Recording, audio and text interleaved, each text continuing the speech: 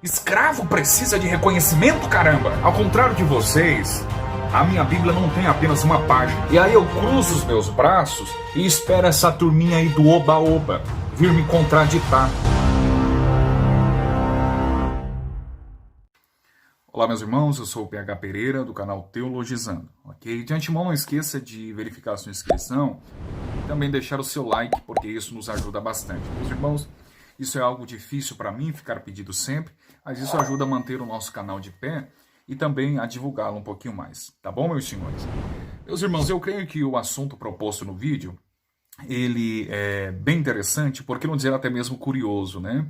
Algumas pessoas dizem que Jesus não tinha nenhuma beleza, até porque se tivesse, iria despertar algum desejo, interesse nas mulheres. Mas o texto da carta aos Hebreus, ele é muito claro nesse sentido, que em tudo Jesus foi tentado, ok? Mas o texto não para por aí, o texto prossegue dizendo, todavia sem pecado, ok? Então, eu penso que Jesus tinha sim uma certa beleza e que em tudo ele foi tentado, todavia ele não pecou, ok? E alguns apelam para o texto de Isaías 53, a expressão que o profeta Isaías, né, em sua profecia messiânica, diz que Jesus não tinha aparência nem formosura. É claro que o nome Jesus você não vai encontrar no texto, ok? Mas nós podemos entender que a profecia apontava para ele, né? O Antigo e o Novo Testamento ele pode ser dividido assim, meus irmãos, promessa e cumprimento, ok? As promessas do Antigo Testamento cumpriram-se exatamente no Novo Testamento. Então nós temos aqui em Isaías 53 uma profecia sobre Jesus. Aliás, todo o capítulo de Isaías, né, aponta para o Messias, né? E algumas pessoas incorrem no erro em dizer Jesus não tinha nenhuma beleza, né? Por quê? Porque Isaías diz que ele não tinha aparência nem formosura. Mas note todo o contexto, leia com atenção, meus irmãos, que todo o contexto está falando do momento da crucificação de Jesus, ok? Ou seja, ele foi tão... ele sofreu tanto, foi tão flagelado, né, que resultou, né, numa aparência horrível. Por isso que Isaías diz, sem aparência nem formosura. Não é que ele não tinha nenhuma beleza, né? Quando Isaías diz, nenhuma beleza havíamos para que o desejássemos, é exatamente no momento da agonia da cruz. Exatamente no momento em que ele foi crucificado. Ou seja, ele ficou tão desfigurado, tão irreconhecível, que Isaías diz, sem aparência nem formosura. É no momento das agonias, é no momento da crucificação, enquanto ele estava indo rumo ao Calvário, que Isaías tem essa visão aqui, profética, messiânica. Ok? Então, devemos ler o texto com atenção, para não cometer equívocos aí. É claro que eu, com isso, não estou afirmando que Jesus era um galã de Hollywood. Não. É claro que com isso eu não estou dizendo que Jesus tinha cabelos compridos, loiros e de olhos azuis, como os quadros aí pintados demonstram. Essa questão de pintar Jesus e os demais heróis bíblicos, ele passou a ser promulgado no contexto da Idade Média, porque a igreja argumentava nesse sentido. As pessoas são leigas, né? De modo que eles não têm conhecimento ou preparo suficiente para ler o texto bíblico. Algumas não sabiam nem ler, né? Então complicava, dificultava mais ainda.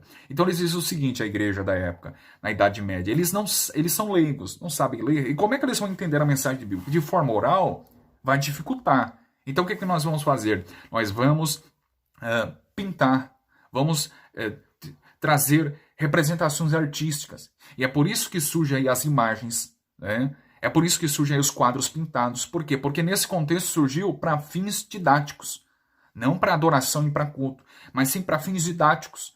Porque o povo era leigo, então eles começaram a trazer a história das personagens bíblicas, dos heróis bíblicos, para as pessoas entenderem, inclusive Jesus.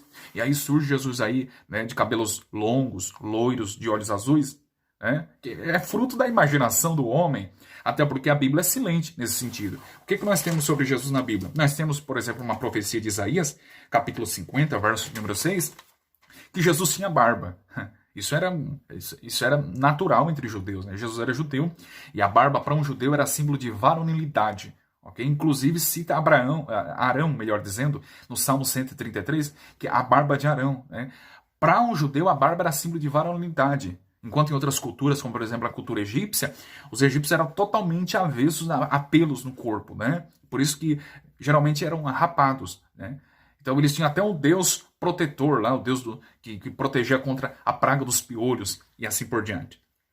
Mas para um judeu, a barba tinha um simbolismo, e Jesus tinha barba. Então nós temos aqui a Bíblia dizendo que Jesus tinha barba. A Bíblia não descreve Jesus com os cabelos longos. De novo, a questão de Jesus cabeludo é proveniente da Idade Média. Porque Paulo ratifica em 1 Coríntios 11 que para um judeu ter cabelo crescido é desonra. Okay? Não é questão de pecado, é questão de desonra, é vergonhoso. Não somente para o judeu, Paulo destaca, ok? Mas a teologia e a escritura como um todo confirma que não é com base na cultura judaica que Paulo argumenta nesse sentido, mas é com base na teologia da criação. Porque Paulo diz com base na teologia da natureza, da criação. Porque Paulo diz assim, não vos ensina a natureza que o homem ter cabelo crescido é desonra, é vergonhoso. Então percebe que quando Paulo argumenta nesse sentido, é claro que Jesus não tinha cabelos longos, não tinha cabelos compridos. Com exceção entre os judeus, é claro, dos nazireus. Ok? Samuel, Sansão e João Batista. Jesus não era nazireu. Porque os nazireus não bebiam vinho. Jesus bebe vinho lá na festa em Caná da Galileia. Os nazireus não tocavam em defuntos. Jesus ressuscitou muitos mortos. Né? Os nazireus tinham cabelos longos. Jesus, ao que tudo indica, não tinha, porque Paulo argumenta, né, com base na teologia da criação, da natureza, que é vergonhoso o homem ter cabelo crescido. Então, nós temos sim, podemos imaginar como era Jesus, ok? Mas nós não podemos afirmar com isso que ele não tinha uma beleza, né? Não tinha nenhuma beleza assim, porque de certa forma ele tinha sim. Precisamos atentar. Alguns vão dizer que é errado pintar Jesus, né? Inclusive fazer filmes sobre Jesus. Eu não vejo problema algum e alguns apelam para Deuteronômio 4, versos 15, 16 e 17. Quando Moisés, inspirado pelo Espírito Santo, ele diz assim: guardai, pois, com diligência as vossas almas, pois semelhança nenhuma vistes, no dia que o Senhor vosso Deus em Horebe falou convosco no meio do fogo. Verso 16, para que não vos corrompais e vos façais alguma escultura semelhança de imagem, figura de macho ou de fêmea. Verso 17, figura de algum animal que haja na terra, figura de alguma ave que voa pelos céus. Mas note que Moisés está destacando o Deus não encarnado. É claro que fazer representações de Deus Pai e Deus Espírito Santo eu sou totalmente avesso também. Mas o texto não está falando do Deus encarnado, do Deus personificado. Isto é, o texto não está falando de Jesus, mas está falando do Deus não encarnado, ok?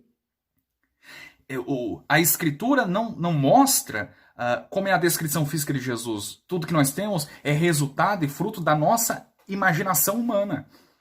Percebe?